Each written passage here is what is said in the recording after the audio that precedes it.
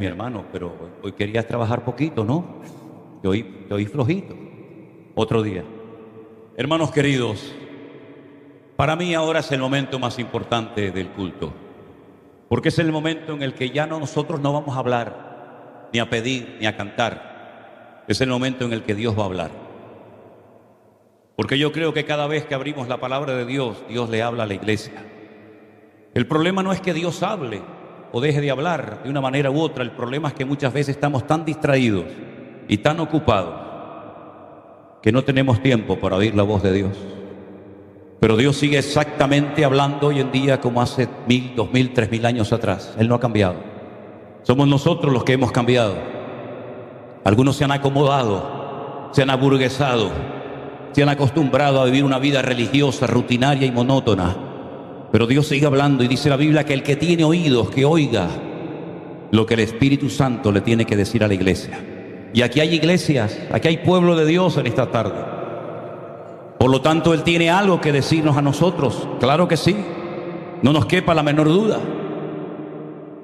Porque nuestro Dios, como dije anoche, no es como los ídolos de las naciones que tienen boca y no hablan, oídos y no oyen, pies y no caminan, sino todo lo contrario. Nuestro Dios habla. El problema es que a veces habla de una manera que algunos no le entienden, están como en otra frecuencia. Pero Dios viene hablando desde el principio de los tiempos, siempre ha hablado y lo seguirá haciendo.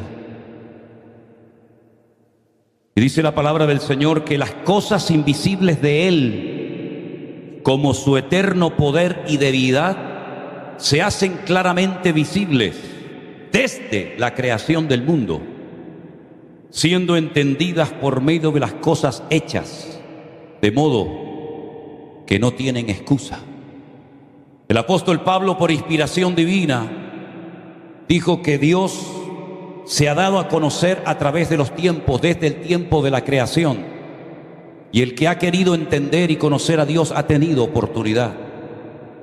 Pero dice la Biblia que algunos no aprobaron a Dios en sus vidas, sino que lo expulsaron, lo echaron.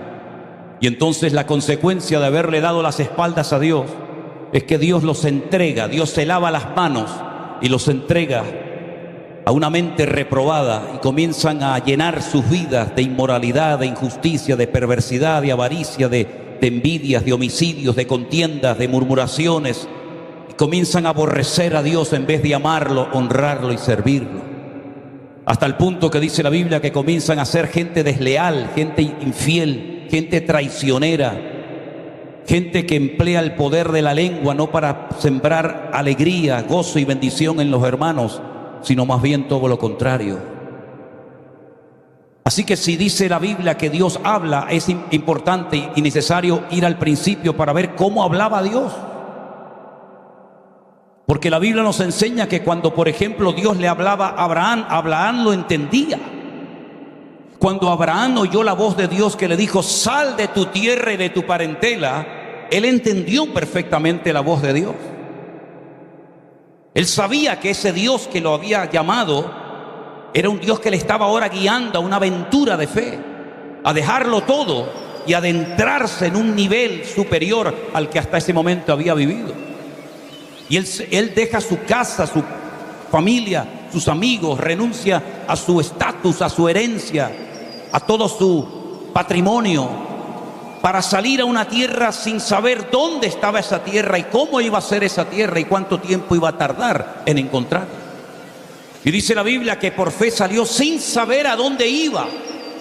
Nosotros cuando nos alistamos, cuando nos preparamos, generalmente sabemos a dónde vamos a ir. Ustedes hoy se prepararon, se arreglaron para venir aquí. Pero Abraham, si alguien lo paraba por el camino, por el desierto, y le preguntaba, ¿a dónde vas? Lo único que podía decir es de dónde venía, pero no sabía a dónde iba, porque Dios no le dio el mapa, Dios no le dio las coordenadas de dónde estaba esa tierra que él y su descendencia iban a heredar. Pero él salió sin saber a dónde iba, pero él sabía que Dios estaba con él. Y salió en obediencia, en fe a ese llamado. Y ese mismo Dios, cuando años más tarde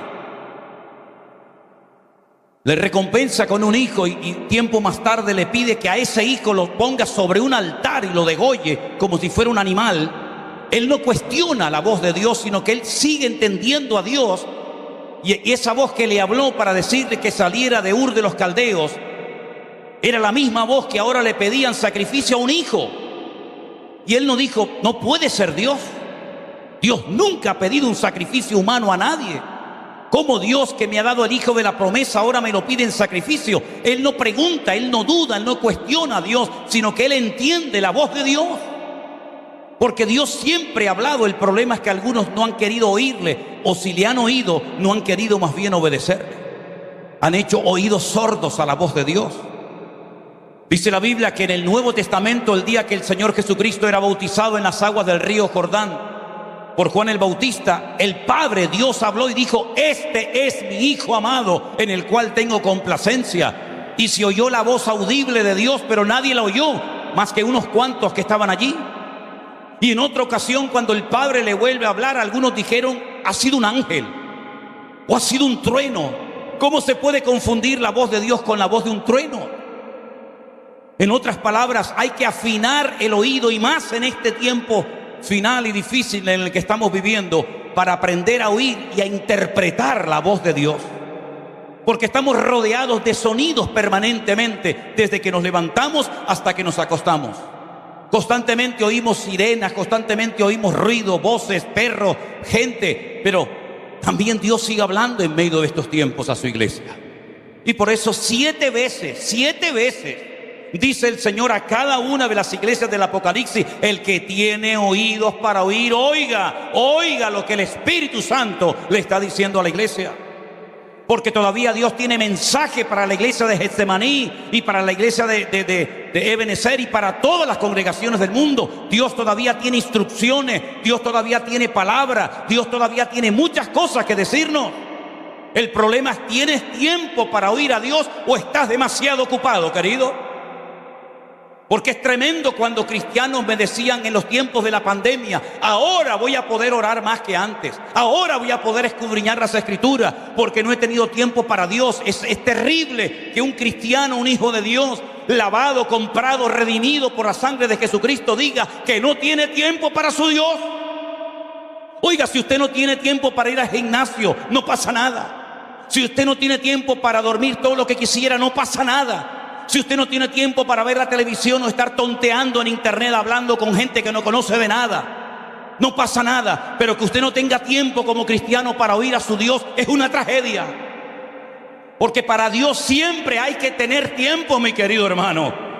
Él tiene que ser lo primero en nuestra vida. Y si no es lo primero en nuestra vida, es que estamos mal, queridos hermanos. Si comenzamos a leer la Biblia desde el principio como cualquier libro, aunque la Biblia no es cualquier libro, evidentemente, nos vamos a encontrar que la primera revelación de ese Dios desconocido, pero que habla y se quiere dar a conocer, es muy interesante en el libro del Génesis. Los libros del Antiguo Testamento, y digo Antiguo Testamento que es una expresión que yo suelo usar muy poco, casi nada, porque yo creo que es lo peor que podemos decir, en el sentido de que un testamento lo hace un señor que se va a morir, y para que no se peleen los herederos hace un testamento. Y Dios no hizo ningún testamento, porque Él no se va a morir nunca. En otras palabras, sería un pacto, ¿no? Pero un testamento, y después se arrepintió y hizo otro. Entonces quedamos, ¿era este o era el otro? Así que en el antiguo pacto, Dios se da a conocer por primera vez en la historia con un nombre poco conocido, pero que hay que explicarlo, hay que entender por qué Dios utilizó ese nombre cuando comenzó a poner en orden la creación y comenzó a dar órdenes con su palabra para darse a conocer como creador. Primer versículo de la Biblia empieza diciendo: en el principio creó Dios los cielos y la tierra. Y fíjese qué incoherencia tan grande, lo mal que se tradujo el versículo 2, que dice que esa tierra que Dios creó estaba desordenada y al mismo tiempo vacía. Esto es una incongruencia, porque si yo entro en este salón y está totalmente vacío, no está ni desordenado ni ordenado, está vacío. Pero ahí aparecen dos palabras que no aparecen en el texto original en hebreo: desordenada y vacía. ¿En qué quedamos? ¿Está vacía? No está desordenada ni ordenada, pero es lo que aparece en nuestra Biblia. Pero el cura español llamado Casidoro de Reina, nacido en Sevilla, que fue perseguido por la Santa Inquisición en España y tuvo que huir a Alemania y posteriormente a Suiza, Él no interpretó ese texto como desordenada, sino dijo desadornada. La tierra estaba desadornada, no había adornos, no había sol, no había luna, no había plantas, no había pájaros, no había nada, no había adornos. Y Dios después, poquito a poco, lo fue poniendo a cada uno en su sitio. Pero es interesante notar que los libros en el Antiguo Testamento, en el Antiguo Pacto, reciben un nombre diferente a los nombres que tenemos nosotros en nuestras Biblias. Porque en nuestra Biblia nosotros llamamos al primer libro de la Biblia al Génesis, pero en hebreo se llama el libro de Bereshit porque es la primera palabra que aparece, que tiene 7 letras. Y yo me pegué 3 meses estudiando esa palabra, 3 meses estudiando una sola palabra de la Biblia, porque son palabras compuestas. Y dice en el texto original: Bereshit bara Elohim et hashamayim ve'et haaretz. Y el primer nombre que conocemos de Dios, si empezamos a leer la Biblia desde el principio, es un nombre que se pronuncia Elohim. ¿Y quién es ese Elohim? Porque ese nombre que Dios utiliza para crear, para darse a conocer como creador del universo, de todo lo que existe, es un nombre que se utiliza para otras cosas también en la Biblia. Por ejemplo, ¿cuántas veces hemos utilizado a la hora de hablarle a una persona acerca del tema de la idolatría? Éxodo capítulo 20.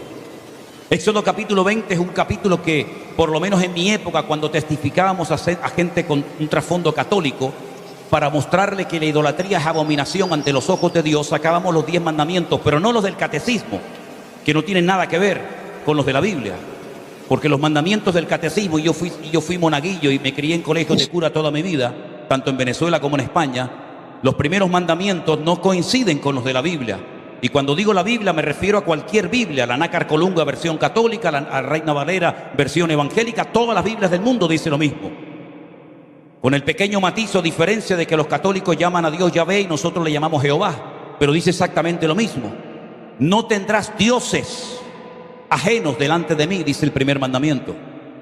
En hebreo dice, escuche bien esto: Lo yiyeh leja Elohim ajerin al panay.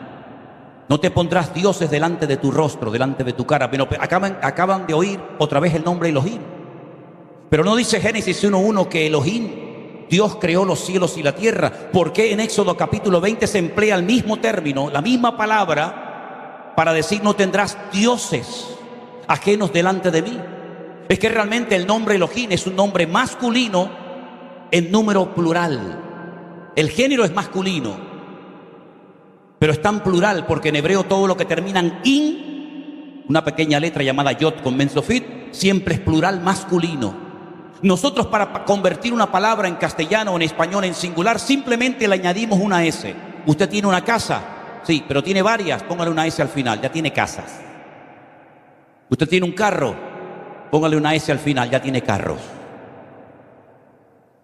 Usted tiene un libro, sí, pero tiene varios libros, entonces póngale una S, y ya pasó del género de singular a plural. Ahora tengo libros. En hebreo, para poner masculino plural, se pone la terminación in. Y el primer nombre que aparece en la Biblia para Dios termina en in, Elohim. Luego es un Dios masculino con pluralidad. Y por eso cuando dice no tendrás dioses ajenos delante de mí, tienen que utilizar otra vez la misma palabra, Elohim, porque la traducción literal de Elohim es dioses. Así que tendríamos que leer: en el principio dioses creó los cielos y la tierra. Eso significa de que hay varios dioses. En absoluto. Al Señor tu Dios adorarás y a Él solo servirás. No somos como los romanos, como los griegos politeístas que tenían un montón de dioses: el Dios de la guerra, el Dios del amor, el Dios del vino, el Dios de esto, el Dios de aquello. Tenemos un solo Dios, pero ese Dios, cuando se da a conocer y oímos su voz por primera vez en la obra creadora de los primeros 2 capítulos de la Biblia, encontramos que ese Dios es un Dios plural. Y nosotros sabemos lo que significa ser un Dios plural, que se manifiesta como Padre, como Hijo o como Espíritu Santo. Y no hay ningún dilema en ese tema. Miren, escuchen una cosa. Yo soy padre de 2 hijas, pero también soy hijo al mismo tiempo. No tengo que dejar de ser padre para convertirme en hijo. Cuando iba a la casa de mi padre, yo era el hijo. Pero cuando estoy con mis hijas, yo soy el padre de mis hijas. Es decir, soy padre e hijo al mismo tiempo. No tengo que desdoblarme como una especie de física cuántica, no salgo de aquí para irme por allá, sino que al mismo tiempo usted es padre, usted es hijo, usted puede ser tío, puede ser marido, puede ser pastor, puede ser amigo, puede ser muchas cosas en una misma persona. Y en el Antiguo Testamento, en los primeros libros, encontramos que ese Dios plural es el que pone en orden la creación y comienza a manifestarse como un Dios creador. No pide nada, no hay ninguna orden, no hay ningún mandamiento, no hay ninguna exigencia, sino que Él se está dando a conocer como un Dios capaz de crear de la nada todo cuanto existe. Todo lo que vemos no es producto de la casualidad ni de una evolución, de un proceso evolutivo, porque de la nada no sale nada. Todo lo que vemos es producto del poder y de la intervención de nuestro Dios como creador y como diseñador del universo. El reloj que usted lleva sería un disparate de que usted dijera que ese reloj se creó solo, que se encontraron por ahí una serie de piezas y se juntaron, se pusieron de acuerdo y salió ese diseño de ese reloj. Todo lo que vemos hoy en día tiene forma, tiene diseño y tiene un propósito y tiene un objetivo que realizar. Este púlpito no se creó solo, alguien lo diseñó, alguien le dio esta medida, esta altura, esta anchura, esta profundidad. Todo lo que vemos en nuestra vida y tenemos, todo tiene un diseño y todo tiene un principio y un fin. Pero nuestro Dios fue el que le dio forma y diseño a todo lo que vemos y puso todo en su sitio. Y esa fue la primera manifestación, lo primero que vemos de Dios en la historia bíblica es que Él es capaz de crear estrellas con el poder de su palabra. Y es capaz de decir, sea la luz, y fue la luz. Aunque no creó el sol hasta el cuarto día. Pero el primer día ya había luz. ¿Qué luz era? Es difícil entender esto, ¿verdad? Porque si dijo sea la luz el primer día y el cuarto día fue cuando hizo el sol, ¿de dónde salía la luz entonces? Pero es interesante ver cómo Dios fue poniendo todo en su sitio. Pero ese Dios que creó todo con el poder de su palabra, salvo al hombre. Porque la primera vez que Dios se agacha y se mancha sus manos es para tomar Adamá. Adamá es un tipo de tierra de la cual extrajo un Adán. En hebreo hay dos palabras para definir la tierra, Haaretz y Adamá. Haaretz es la tierra en general, de cualquier parte.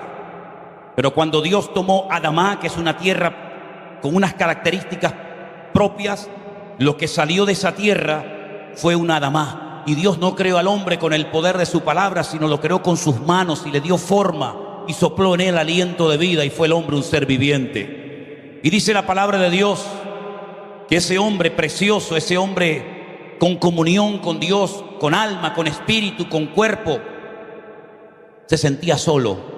Incluso el mismo Creador dijo, no es bueno que el hombre esté solo. Y el texto hebreo dice que Dios lo cortó. Por la espalda le hizo un corte. Y extrajo de él a su compañera, que en hebreo no dice que creó una compañera idónea, sino una opositora idónea. ¿Entiende ahora, hermano? ¿Entiende ahora? Compañera idónea, ya. Una competidora que te va a alegrar los días, ¿eh? Eso es lo que dice la Escritura. Es interesante, ¿verdad? Y para que no se asustara Adán de lo que Dios iba a hacer, dije, quédate dormido, ya te despertaré. Adán habrá dicho, ojalá me hubiera quedado más tiempo dormido, ¿no? Pero bueno. Pero Juan, el apóstol Juan, siglos, mucho tiempo más tarde, dice que esa palabra que Dios hablaba, y esto es algo que nos golpea la mente de una forma tremenda porque nunca lo hemos visto.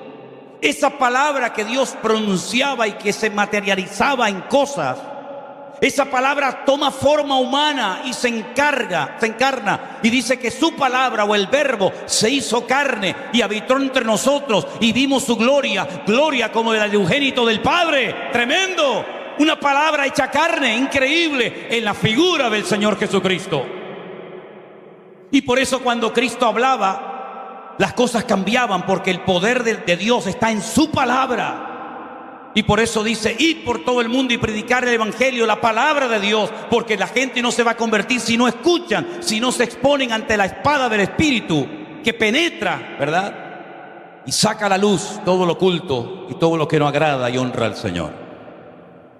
Pero antes de que esa palabra se humanara y se encarnara en Cristo y nos hablara a través del Hijo, el Señor saca a un pueblo llamado Israel y lo lleva 50 días después de la salida milagrosa de Egipto y lo obtiene debajo de una montaña llamado el monte Sinaí. Y allí Moisés sube y por primera vez en la historia, la palabra de Dios ahora se puede escribir y se puede leer. Y no le ha llamado a usted nunca la atención que un pueblo de esclavos, un pueblo que estuvo en la opresión en Egipto durante muchísimo tiempo, fuera capaz de leer y de escribir. Es interesante notar que en Israel nunca ha existido gente analfabeta.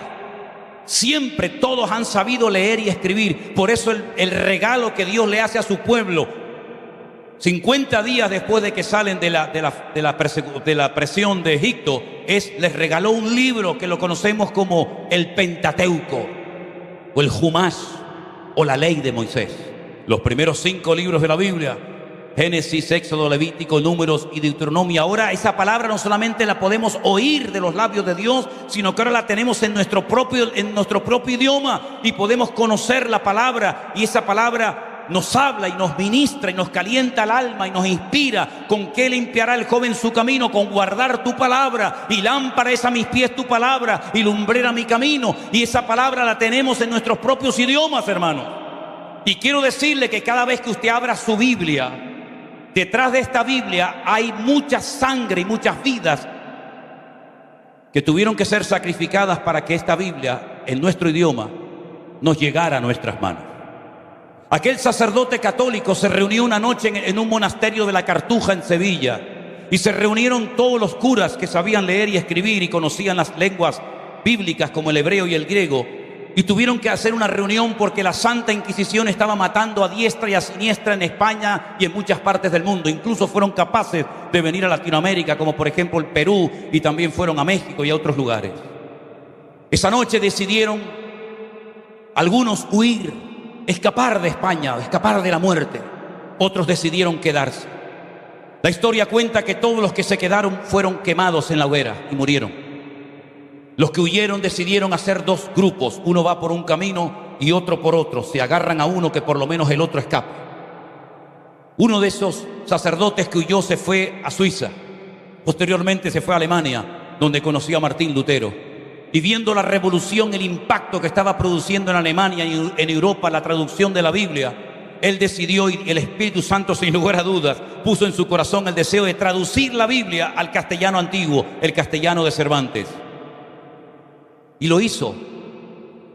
Pero ¿y ahora cómo llevamos la Biblia a España? ¿Ahora cómo la llevamos? La gente no sabe leer y escribir. Estamos hablando de hace muchos siglos atrás. Y comenzó a orar y pedir sabiduría de parte de Dios para que aquellos pocos ejemplares de la Biblia pudieran traspasar la cordillera de los Pirineos y poderse poner en manos de personas de la nobleza, condes, duques, etcétera, que eran los únicos que sabían leer y escribir en aquella época. Y hablaron con un tal Julianillo, un hombre pequeñito y jorobado que transportaba toneles, barriles de vino en unas mulas y cruzaba los Pirineos frecuentemente. Y metió dentro de esos barriles ejemplares de la Biblia, pero tenía que orar Julianillo para que cuando se lo diera a alguien no lo traicionara y no le dijera a la Santa Inquisición que estoy trayendo la Biblia a España. Y lo hizo durante mucho tiempo hasta que finalmente lo atraparon y lo quemaron vivo en la hoguera. Y hermanos queridos, quiero decirles que detrás de cada letra, detrás de cada parábola, detrás de cada profecía, detrás de cada palabra de esta palabra de Dios, ha habido hermanos nuestros que dieron su vida y derramaron su sangre para que la palabra de Dios llegara hasta nuestras manos. Y es un privilegio poder tener toda la palabra de Dios en nuestras manos, desde el Génesis 1:1 hasta el Amén de Apocalipsis. Y es un libro que no cansa, es un libro que no caduca, no hay que añadirle nada, no hay que quitarle nada, está completa. La palabra de Dios fue inspirada por el Espíritu Santo de Dios. Un espíritu tan poderoso y tan revelador, que dice Romanos capítulo 8, que si el espíritu de aquel que levantó a Cristo de los muertos mora en vosotros, Él también vivificará vuestros cuerpos mortales por su espíritu que os fue dado. En otras palabras, es un espíritu de poder, de amor y de dominio propio. Es un espíritu que glorifica a Cristo, que toma cosas de Cristo y nos las hace saber.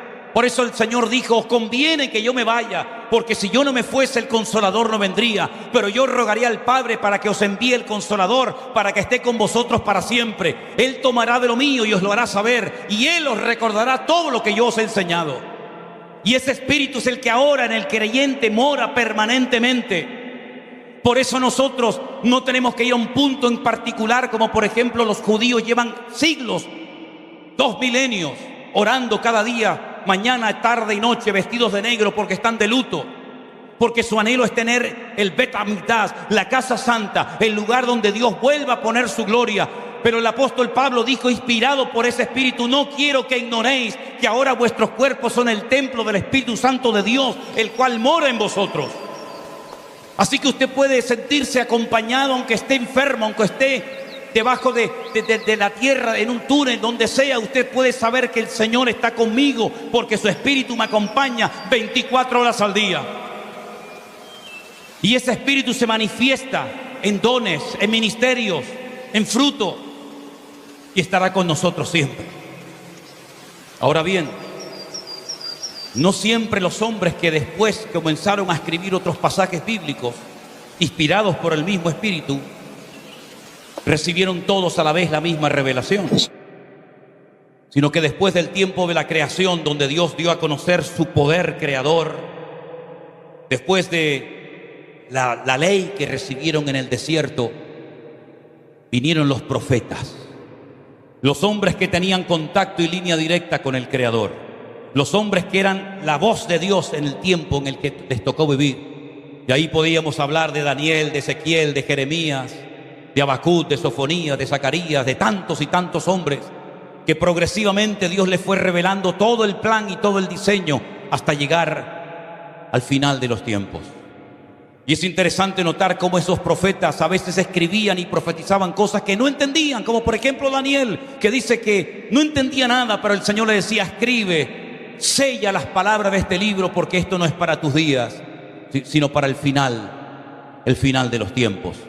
Y siempre después de una visita a una iglesia o en cualquier lugar, el último mensaje que yo predico siempre es un mensaje escatológico. Mañana voy a hablar acerca de lo que está a punto de ocurrir, y está ocurriendo ya como parte de los últimos tiempos.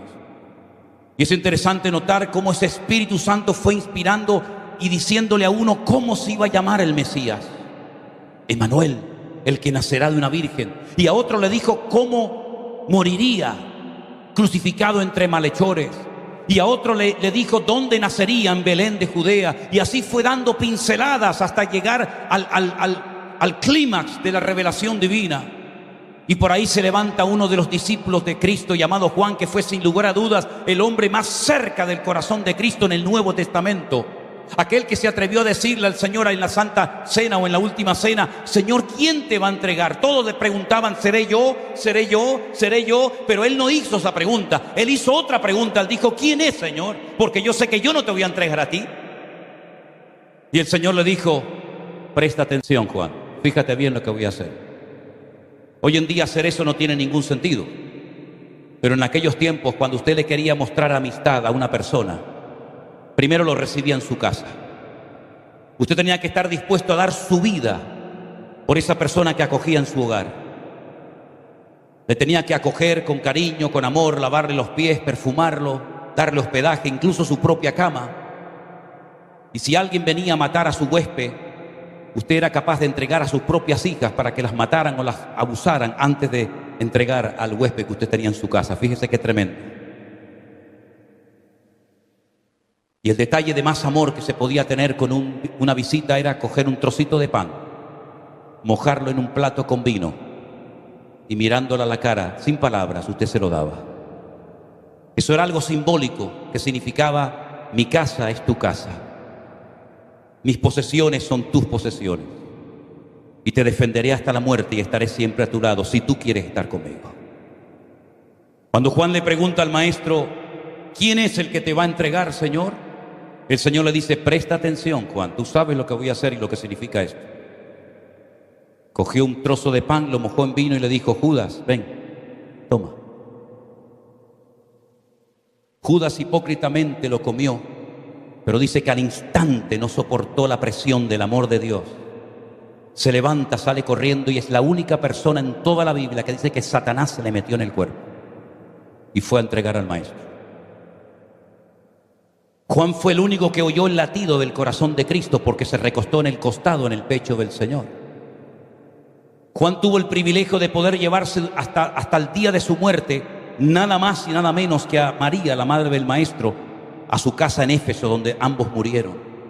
Las conversaciones, las preguntas que le habrá hecho, ¿verdad? Los secretos que le habrá contado acerca de la infancia, de la adolescencia y de la juventud del Maestro habrán sido tremendas. Y cuando Juan, el Señor le pone en su corazón a escribir un evangelio, sabe tantas cosas del Señor, sabe cosas que ningún discípulo sabe, ha oído conversaciones que nadie ha oído. Él decide escribir un evangelio y por eso el evangelio de Juan es diferente al de Mateo. No tiene nada que ver ni Mateo, ni Marcos, ni Lucas con el evangelio de Juan, porque Juan, que conoce al Señor, que ha oído su voz, que sabe interpretar la voz del Maestro, él lo que hace es escoger de todos los milagros que hizo, que fueron miles, porque él llegó a decir, si todas las cosas que Cristo hizo y dijo se hubieran escrito una por una, pienso que no cabrían los libros en el mundo. Pero de todos los milagros que el Señor hizo, que no están todos en la Biblia, evidentemente, Él escogió 7, solamente 7. Y no lo llamó milagros, lo llamó señales. Señales que muestran algo, señales que nos dan una información, como cuando usted va en la autopista, como cuando usted va en la carretera, usted va viendo señales, usted va viendo información, ¿verdad? Por aquí se va a esta ciudad, por aquí se va a la otra ciudad, hay un límite de velocidad, hay un stop delante, etcétera, ¿verdad? Él llama a esos 7 milagros, los llama señales, porque van a ser señales que van a revelarnos la esencia del Señor.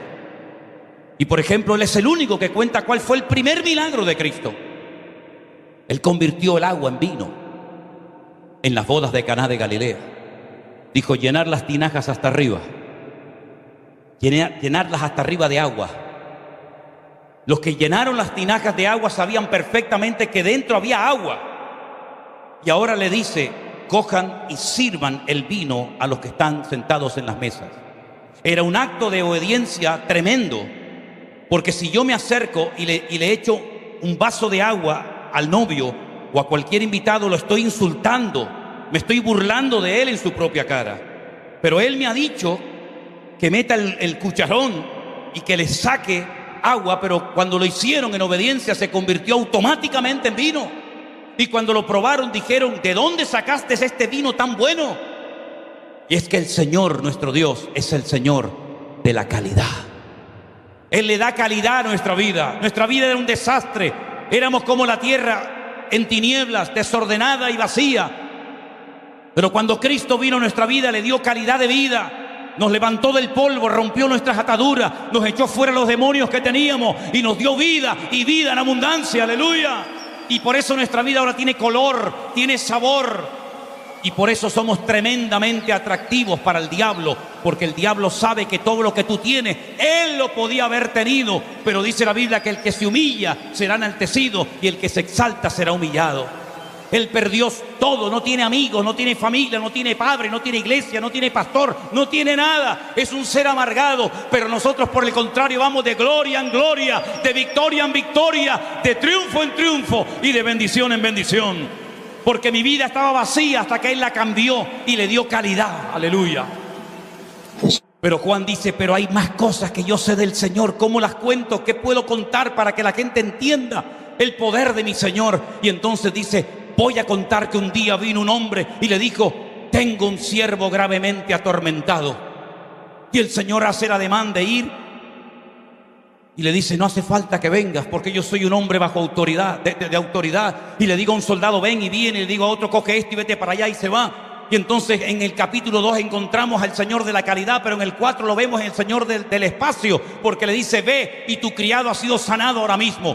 Él está intentando con ese milagro enseñarnos a todos los creyentes hoy en día que no importa dónde esté tu familiar, no importa dónde esté tu hijo descarriado, no importa dónde te encuentres, la palabra de Dios viaja y llega y te toca y te bendice y te sana donde tú te encuentras, mi querido hermano. Bendito sea Dios. Y algún creyente aquí presente puede decir, bueno, yo sé que puedo orar por un hermano en la China, que puedo orar por una persona que no está aquí presente, pero ¿y si lleva mucho tiempo esclavo de la droga? ¿Y si lleva mucho tiempo atormentado por demonios? ¿Y si lleva un montón de años descarriado, tirado por las calles como un perro? Juan dice, hay otro milagro que él hizo. Y vamos al capítulo 5 y lo encontramos en el estanque de Betesda, donde la gente esperaba algo que nunca pasó. Esperaban la visita de un ángel que dice que de vez en cuando descendía y movía el agua y el primero que se metía era sanado. Nunca se sanó a nadie en Betesda. Era una leyenda popular que se había corrido de padres a hijos, de generación en generación. ¿Por qué no iban al templo a ser sanados? Porque en el templo había inmoralidad, en el templo había corrupción, en el templo había relajo, en el templo ya no estaba la gloria del Señor. El Señor dijo, me habéis convertido mi casa de oración en una cueva de ladrones.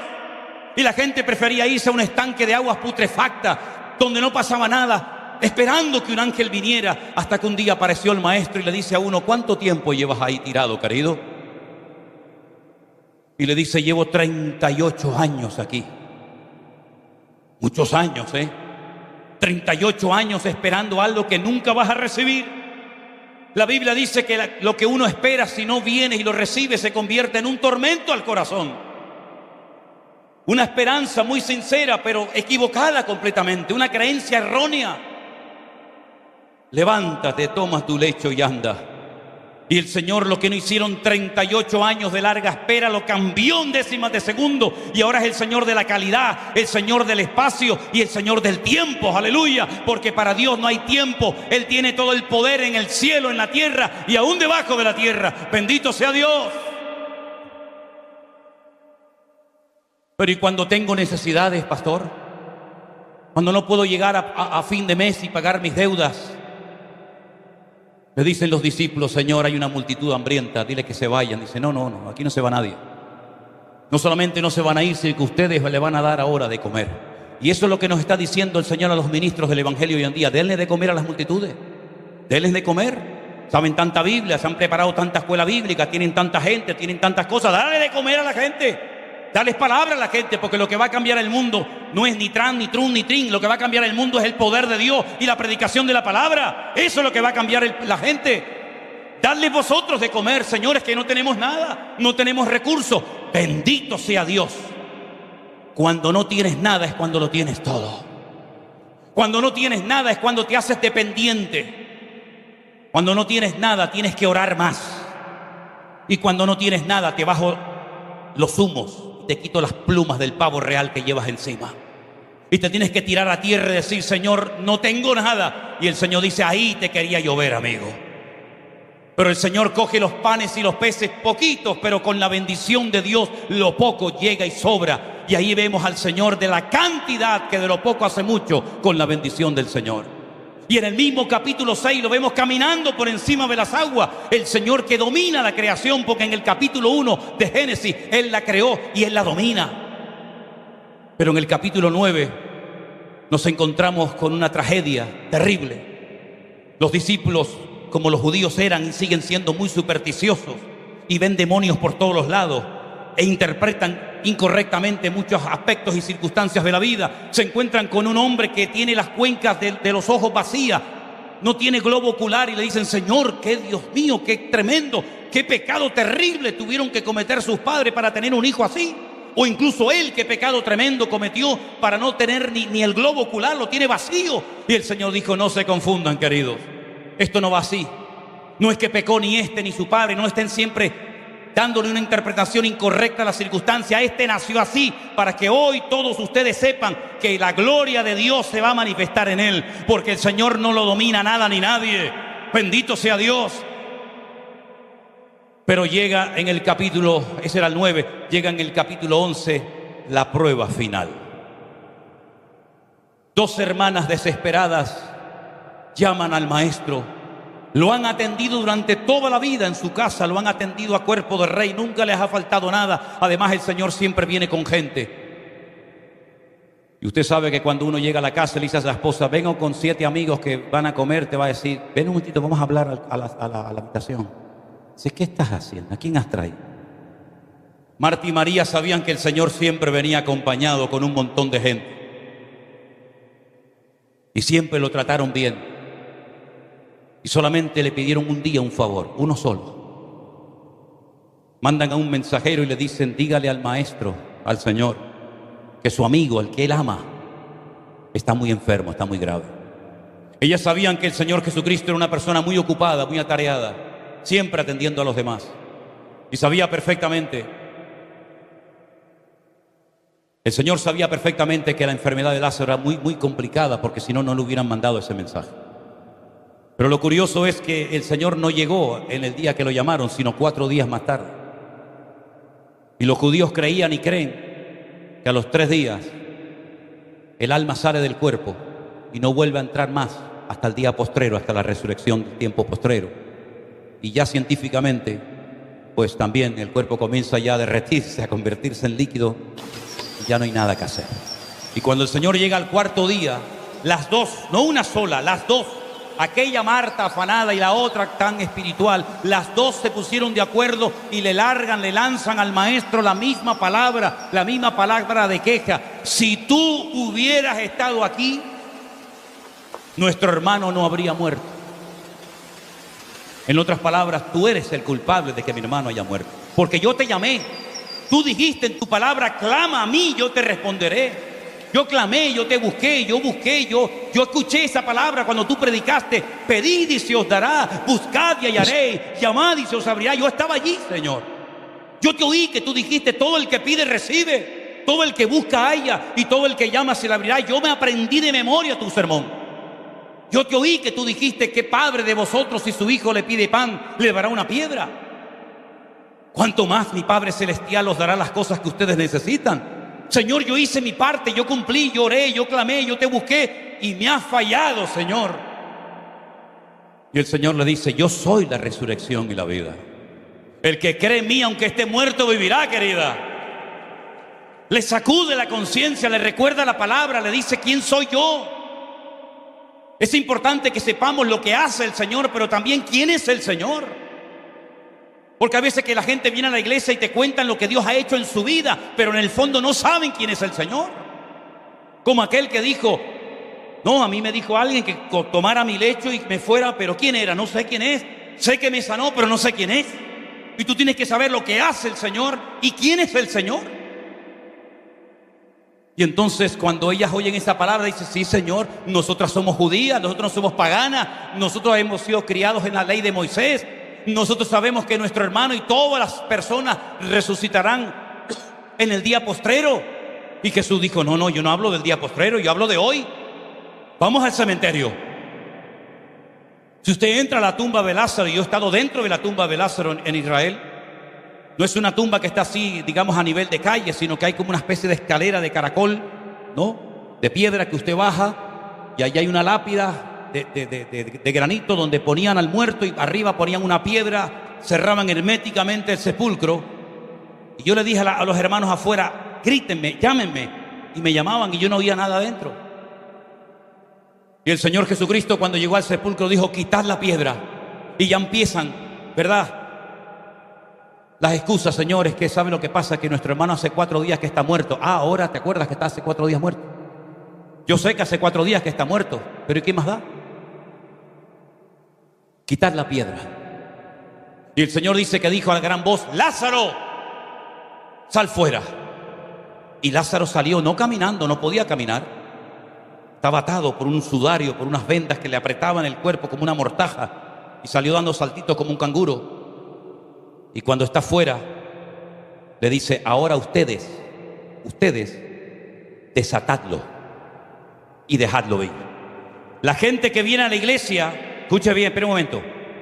La gente que viene a la iglesia del mundo, vienen muertos en sus delitos y pecados. Aunque coman, respiren, tengan dinero, viajen o lo que sea, están muertos espiritualmente hablando, porque su espíritu está desconectado de la fuente de la vida, que es nuestro Dios y Creador. Y cuando aceptan a Cristo, nacen de nuevo, Él os dio vida cuando estabais muertos en vuestros delitos y pecados. Pero ahí sigue con sus ataduras, con sus complejos, con sus traumas, con sus paranoias del pasado. Y entonces para eso está la iglesia, no para complicarle la vida a la gente, sino para desatar las ataduras de la gente, para que la gente sea feliz y puedan disfrutar de la vida, mi querido hermano. No le pongamos más ataduras a la gente de las que ya tiene. Como decía el Señor, ustedes son capaces de recorrer tierra, mar y todas partes, y cuando ganan a una persona para vuestra causa lo convierten en 2 veces más hijo del diablo que antes. La iglesia está para hacer feliz a la gente, para que aprendan a vivir en familia, para que disfruten de la vida y no tengan miedo a ir al campo, a ir a la playa. Esto no puedo hacer. Hermano, el Señor nos ha llamado a libertad, por supuesto, no a libertinaje, pero el Señor dijo, desatadlo. Nosotros tenemos que desatar a la gente de sus complejos y decirle, déjese ya de maldiciones del pasado. Ahora usted es nueva criatura en Cristo Jesús. Las cosas viejas pasaron, he aquí todo hecho nuevo. No tenga miedo. No, es que mi padre fue un alcohólico. ¿Y qué? Es que mi bisabuelo fue un hombre muy malo. Las cosas viejas pasaron y aquí todo es hecho nuevo. Los padres no morirán por los pecados de los hijos, ni los hijos morirán por los pecados de los padres, sino que el alma que pecare, esa es la que morirá. Hay iglesias que la gente tiene que pagar para que le saquen los demonios. ¿Qué demonio le vamos a sacar a un hijo de Dios lavado y comprado y redimido por la sangre de Jesucristo? ¿De qué estamos hablando? De aquí para arriba estoy santo, de aquí para abajo estoy endemoniado. ¿Qué cosa es esa? El Señor hace una obra completa, mi querido hermano. Usted lo que necesita es madurar, interiorizar las verdades bíblicas y no estar viendo al diablo por todas partes, sino viendo a Cristo por todas partes, desde que se levanta hasta que se acuesta, porque usted es más que vencedor. Es que tengo pesadillas. Pues vamos a orar. Pero tener pesadillas no es tener un demonio. Rascarse mucho, ay, el demonio del pica pica. No. Tenía yo un amigo que se levantaba por la mañana y decía, Señor, háblame, guíame, muéstrame lo que tengo que hacer. Y veía pasar un pájaro y decía, para allá me voy. Y yo le dije, mira, ven para acá. Madura un poco, chico. Madura ya, que ya es hora. Tenía otro que decía, Padre, háblame. Sí, Marín de Open Cucaramaca, fue, aquí fue. ¿Qué estás haciendo, mijo? Un día estábamos trabajando en una obra. A mí me encanta estar en obras y construir paredes, edificios, y me encanta todo eso. Y estaba yo un día solo en una de las iglesias que tenemos en Canarias, trabajando en un andamio bien en alto, y de repente viene por atrás un hermano y me dice, hola, buenos días, hermano. Digo, hombre, buenas tardes, ¿no? Y le digo, ¿qué haces por aquí? Dice, es que el Señor me dijo que viniera a ayudarte. Digo, ah, qué bueno. Oye, una pregunta, ¿y cómo te lo dijo? ¿Cómo me dijo qué digo? Tú me acabas de decir que el Señor te dijo que vinieras a ayudarme. Y mi pregunta es, ¿cómo te lo dijo? Dice, bueno, yo me levanté por la mañana, metí la mano en el bolsillo, saqué una moneda y dije, cara, le voy a ayudar, cruz, no le voy a ayudar. Digo, ¿tú qué edad tienes, hermano? No, 40 y pico. Digo, ¿a ti no te da vergüenza? Y el día que no tengas monedas en el bolsillo no ayudas ni a tu padre, no ayudas a nadie. ¿Qué cosa es esa? Es tiempo de madurar, hermanos. En paz me acostaré, asimismo dormiré, porque solo tú, Señor, me haces vivir confiado. Aunque un ejército acampe contra mí, no temerá mi corazón, porque Él es mi luz y mi salvación. ¿De dónde vendrá mi socorro? Mi socorro viene del Señor, el que hizo los cielos y la tierra. En otras palabras, mi querido hermano, somos libres, libres en el nombre de Jesús. La obra de Cristo es completa. Viva en paz, hermano. Vea al Señor por todas partes. Disfrute de sus hijos, de los nietos, de su mujer, de su marido. Disfruten de la vida, mis queridos hermanos. No estén todo el día asustados, todo el día viendo al diablo por todas partes, todo el día quejándose. No, cuando usted conoce la voz de Dios, cuando usted tiene comunión con el Señor, usted dice, qué privilegio tan grande haberte conocido en mi vida, Señor. El Señor habló en la creación, el Señor habló a través de los profetas, el Señor habló a través de las leyes del Antiguo Testamento. Pero mire lo que dice este versículo y termino. Dios, habiendo hablado muchas veces y de muchas maneras en otro tiempo a los padres por los profetas, escuche bien, en estos postreros días nos ha hablado por el Hijo, a quien constituyó heredero de todo y por quien asimismo hizo el universo. Él es el resplandor de su gloria, Él es la imagen misma de su sustancia. Él es el que sustenta todas las cosas con la palabra de su poder. Él es el que efectuó la purificación de nuestros pecados y se sentó a la diestra de la majestad en las alturas y fue hecho superior a los ángeles. Y ante Él se doblará toda rodilla y toda lengua confesará que Él es el Señor, para gloria de Dios el Padre. Fuertes aplausos al Hijo, fuertes aplausos al Mesías, al Hijo de Dios. Bendito sea tu nombre, Señor. ¿Usted quiere que Dios le hable? ¿Usted quiere que Dios le hable? Métase en su habitación, cierre la puerta, apague el teléfono, póngase de rodillas y su Padre que le ve en secreto le recompensará en público. Déjese de estar todo el día y dice: pastor, ore por mí, pastor, ore por mí, deme palabra, pastor, deme palabra. Digo, pero usted se cree que yo no tengo otra cosa en la vida más importante que hacer, que está todo el día dándole palabra a usted. ¿Usted ora? No. ¿Usted lee la Biblia? No. Dice, entonces, ¿qué quiere? ¿Usted qué quiere? Teníamos un hermano hace muchos años en una de nuestras iglesias que estaba todo el día quejándose. No tengo dinero, no puedo pagar esto, no puedo pagar lo otro. Todo el día pidiendo oración. Venía un pastor, por favor ore por mí. Venía otro, por favor ore por mí. Y un día yo lo llamé aparte y digo, una pregunta, hermano, ¿tú oras? Sé que no tengo tiempo para orar. ¿Y lees la Biblia? No mucho. Digo, ya está bien, ya está bien. No te vamos a seguir malcriando ni pasando la manita por la espalda, porque aquí no estamos para pasarle la mano a nadie, aquí estamos para formar soldados en el ejército de Jesucristo. A partir de ahora usted doble rodilla, a partir de ahora usted busque el rostro de Dios, a partir de ahora usted haga su parte y Dios le va a sorprender cada día con milagros, señales y prodigios en su vida. Si usted quiere que Dios le hable, tenga comunión y relación con el Señor. Si usted quiere que Dios le hable, conozca al Hijo como su Señor y Salvador personal. Mire, yo no sé lo que tienen las madres, no sé lo que tienen las mujeres que son madres, pero cuando su hijo pequeño lloraba, ¿usted no reconocía su llanto? Usted decía, ay, el niño está llorando. Y había una guardería con 500 niños y el que lloraba era el suyo. Usted lo reconocía inmediatamente. Se hizo un experimento recientemente en Europa. Había un rebaño de ovejas enorme y decían a la gente, venga y llame a las ovejas. Las ovejas no hacían ni caso. Pero en el momento en el que aparecía el pastor de las ovejas, el pastor hacía un mínimo gesto, una pequeña exclamación, y las ovejas inmediatamente venían corriendo porque conocían la voz de su pastor. ¿Conoce usted la voz de su Dios? ¿Por qué tantos creyentes se equivocan? ¿Será Dios? ¿Será el diablo? ¿Seré yo? ¿Estaré equivocado? ¿Será la voluntad de Dios? ¿No será la voluntad de Dios? Porque no conocen de verdad la voz de Dios. Están jugando no sé a qué. Han perdido tanto tiempo en juguetes y en tonterías que se han olvidado de afinar el oído para aprender a discernir y a oír la voz de su Dios. Y hoy en día más que nunca la iglesia tiene que prestar atención a lo que el Señor está diciendo. Y Dios desde hacía muchos siglos no hablaba tan claro como en aquellos días de la pandemia. Habló muy claramente a la iglesia. Algunos entendieron el mensaje y otros todavía no se han dado cuenta de nada.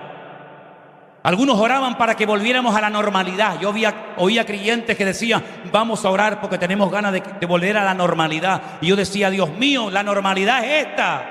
Esta es la normalidad, tener tiempo para orar, tener tiempo para la familia, tener tiempo para leer tu palabra. Esta es la normalidad, debería ser lo normal y no todo lo contrario. Hay creyentes que llegan a la cama tan cansados después de haber trabajado todo el día que no tienen tiempo para orar, pero dicen, Señor, bendíceme, guárdame todo. Amén. Pero ¿cómo va usted a vivir una vida cristiana de esa forma tan mediocre, tan pobretona, tan anoréxica, espiritualmente hablando? Usted tiene que meterse en la palabra, conocer al Señor, dialogar con Él, sentir su presencia, hermano, prepararse cada día y no vivir una vida de aventura espiritual, sino de seriedad, de honestidad, de santidad, de orden, de obediencia en el Señor. Después se quejan si no les salen las cosas como ellos querían, pero es que tienes que romper tu agenda, querido. Tu vida la tiene que organizar el que te compró. El que te compró tiene todos los derechos de tu tiempo, de tu familia, de tus posesiones, que es el Rey de Reyes y Señor de los señores, mi hermano. Dios sigue hablando hoy en día, claro que sí. Pero ¿saben que en hebreo oír significa obedecer? Es lo mismo. Lismoa, lismoa. El que tiene oídos para oír, obedezca. Se tradujo en castellano por el que tiene oídos para oír, que oiga, pero se podía haber traducido perfectamente también, porque es un verbo polivalente. El que tiene oídos para oír, obedezca lo que el Espíritu está diciéndole a la iglesia. ¿Usted está dispuesto a obedecer las órdenes que el Señor le da o no quiere que nadie le mande? Porque hay gente que es así: a mí nadie me manda. ¿Cómo que nadie te manda? ¿Ya no vivo yo? Cuando te bautizaste, ¿te acuerdas cuando te bautizaste? ¿Te acuerdas dónde fue y quién lo hizo? ¿Qué estabas diciendo ese día, hermano y hermana? Quiero morir a mi antigua vida, a mis pasiones, a mis deseos, a mis caprichos, a mis tonterías. Quiero morir a mi pasado y quiero vivir solamente para Cristo. Eso fue lo que me transformó a mí la vida. Yo no creía en iglesia, no creía en pastores, no creía en Biblia, no creía en nadie. Habían demonios en mi vida que me atormentaban permanentemente. Y cuando yo llegué por primera vez a una iglesia y me predicaron del hijo pródigo, al principio me enfadé muchísimo, porque pensé que mi madre le había ido con el cuento al pastor y le había contado toda mi vida, que era un hijo rebelde, que había robado, que había no sé qué. Y ella me decía: no, papá, yo te prometo que yo no le dije nada. Y yo no le creía. Y después me di cuenta de que era el Señor el que me estaba hablando ese día. Cuando yo ese día entendí que alguien en el universo se había humanado, se había encarnado y había venido a este mundo y había llevado el peso de mi pecado, de mi culpabilidad, de la basura que llevaba por dentro, y se lo había llevado a una cruz y había muerto en mi lugar en una cruz, y lo habían metido en una cueva, en un sepulcro durante 72 horas.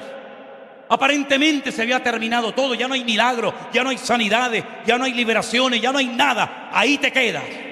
Pero que al tercer día le salió, perdonen, el tiro por la culata al diablo, porque la piedra no pudo detenerlo, sino que él resucitó victoriosamente por la eternidad. Cuando yo entendí aquello, cuando yo fui capaz de entender que alguien había ocupado mi lugar, que había muerto en una cruz y que había resucitado al tercer día, yo me dije a mí mismo: ya sé a lo que me voy a dedicar hasta el día que me muera. Le voy a contar a todo el mundo esto que ha sucedido, porque esto es lo más grande que un ser humano puede hacer en esta vida, y es servir al Señor.